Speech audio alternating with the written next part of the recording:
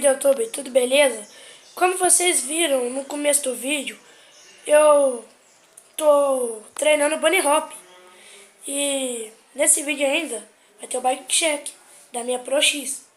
Então bora começar. O quadro é o quadro da Pro X Série 7. Os punhos TSW. As manetes TSW também. Aqui, ó, TSW. A mesa da GTO.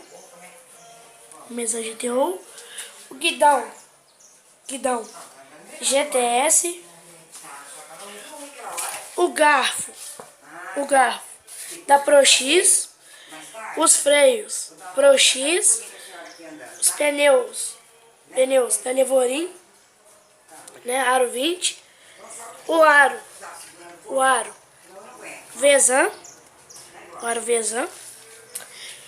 O pedal, eu não sei o nome, né, o pé de vela, mas o pé de vela é esse negocinho aqui, ó, fino.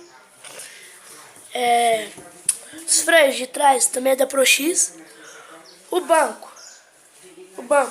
da Gills, comprei hoje. Braçadeira Pro X, canote GTS. Pneu de trás também da Levorin. O aro de trás é um aro VMAX, aro 20.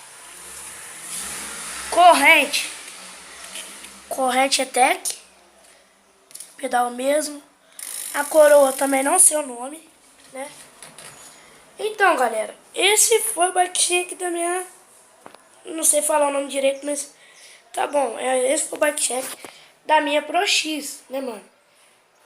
Ela tá bem boazinha já, tá boa. Dá pra andar, continuar andando até, né? Até aguentar, né? Até eu comprar uma bicicleta maior pra mim, uma bike maior. Ela tá boa zona. Tô fazendo vários pulos com ela, tá?